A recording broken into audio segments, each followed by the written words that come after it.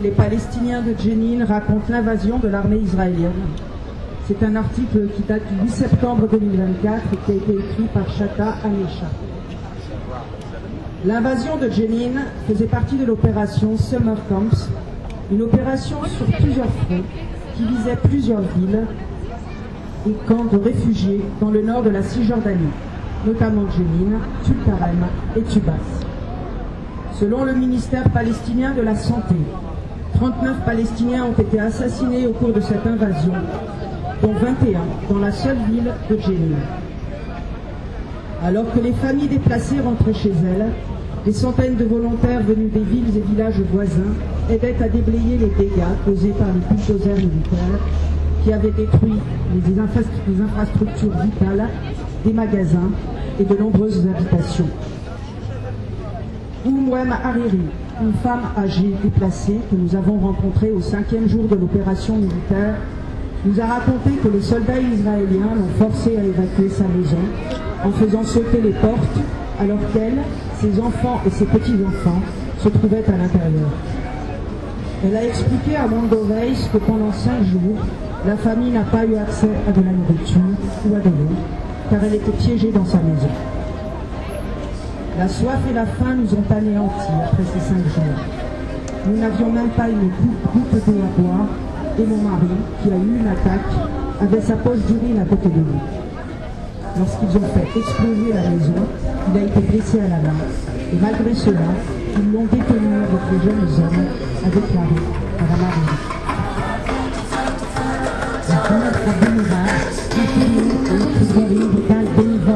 De l'équipe de l'aide médicale du camp de Jenin est resté à l'intérieur du camp pendant les 10 jours qu'a duré l'incursion, n'en sortant que pour apporter de l'aide humanitaire.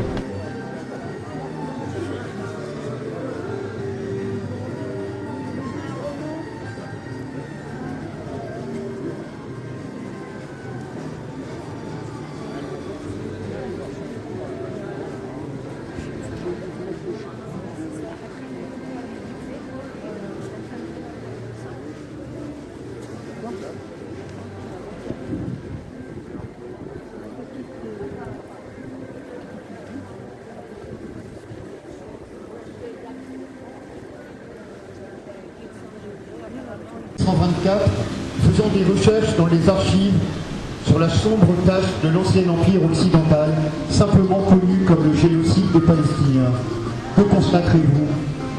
Le génocide d'aujourd'hui n'est pas perpétré par une seule nation renégate, ni par un empire dans le sens traditionnel du terme, mais par un consortium d'États mené par les États-Unis d'Amérique. Nous, les citoyens de ces pays, nous nous réveillons aussi avec nos propres problèmes et non pas ceux des populations massacrées dans notre nom. Nous aussi sommes manipulés par la propagande médiatique qui veut nous rendre partenaires consentants des crimes commis, allant des mensonges et hontés de Fox News, des manipulations insidieuses du New York Times, jusqu'à l'arrogance bien pensante de PBS. On pourrait remplacer par BFM, Le Monde et France Inter. Nous sommes également prisonniers des structures du pouvoir dans lesquelles nous vivons. Mais il y a une différence notable entre le génocide passé, notamment le massacre des Congolais par les Belges, celui des Arméniens par les Ottomans, ou encore celui des Juifs et autres par les nazis, et celui qui se déroule en ce moment, qui vise à éliminer, assassiner toutes les personnes non juives de la Palestine historique. Aucune équivoque n'est possible. Ce génocide nous appartient pleinement. Aussi redoutable que puisse être la répression, les personnes qui le dénoncent ne sont pas exposées à la peine de mort, comme cela était le cas en Allemagne dans les années 30. Contrairement au génocide précédent, nous avons la possibilité de visualiser celui de la Palestine sur nos écrans de téléphone en temps réel. Nous sommes témoins de notre génocide tout du long. L'État d'Israël est fondé sur une idéologie suprémaciste dont le but inévitable est le génocide. Ces politiciens les plus sincères proclament sans vergogne leurs intentions génocidaires et les 76 années de leur histoire le prouvent. Nous, les Occidentaux, spécialement les États-Unis, restons passifs, nous enveloppant de l'illusion de la liberté et de la démocratie qui nous donnent un sentiment de moralité assurée.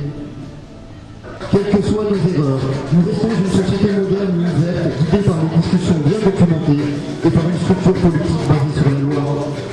Afin de nous caractériser avec cette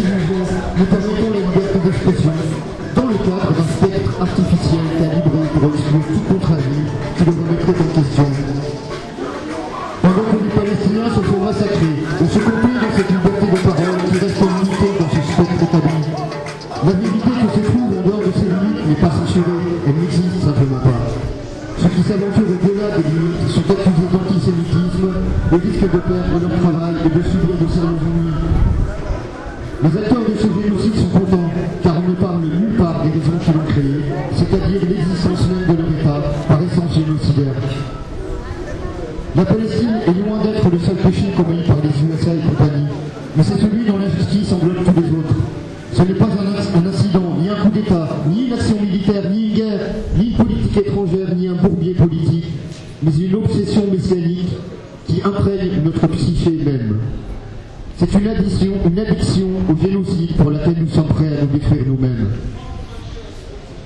Pour une grande partie du monde, la ligne rouge en Palestine est en fait une ligne dans le sable, à cause de notre étonnante hypocrisie. Nous sommes responsables de ce génocide, il nous définit, il est notre identité. Maintenant que le génocide a atteint une vitesse vertigineuse, nous redoublons d'efforts dans notre illusion bien pensante.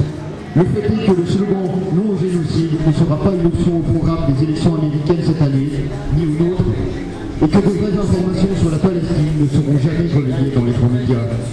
Dans une prise de conscience immédiate et radicale, grâce aux manifestations de masse qui ont lieu à travers le pays et le monde, le mot génocide sera notre épitaphe. Une blague qui nous a été relatée, voilà, qui circule en Palestine, parce que même dans les pires romans, c'est bien connu, les peuples pratiquent toujours l'humiliation. Voilà, ça se passe à Ramilès. Il y a un jeune Ghazali qui erre parmi les ruines.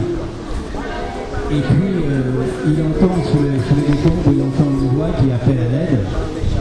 Alors, tout de suite, il se précipite, il essaye avec ses mains de dégager des morceaux de béton, il creuse même la terre comme ça, et puis, finalement, apparaît un génie.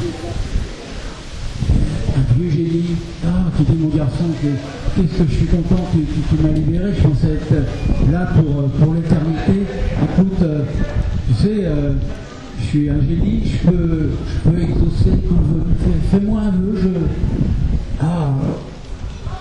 jeune Palestinien, il réfléchit, puis il dit: dis donc génie, il y a quelque chose qui me ferait plaisir. Est-ce que tu pourrais construire un pont entre Ramilès et Ramallah, comme ça avec ma copine on pourra aller échanger les idées, mais alors un pont invisible, vu que par nous deux seulement. J'ai dit, il regarde la tête, il dit: mon garçon, ce que tu me demandes là, c'est compliqué, et puis je suis plus tout jeune, je suis fatigué, tu me demandes beaucoup de travail là. Écoute, t'aurais pas un autre jeu à me proposer? Alors le jeune, il cherche, et puis il dit: si, bien sûr, j'aurais quelque chose à te demander. Est-ce que tu pourrais faire en sorte que les Israéliens ne nous volent plus notre terre? Et là, le génie répond tout de suite: bon, en fait, mon garçon, finalement, ton pont, tu le veux avec ou sans éclairage?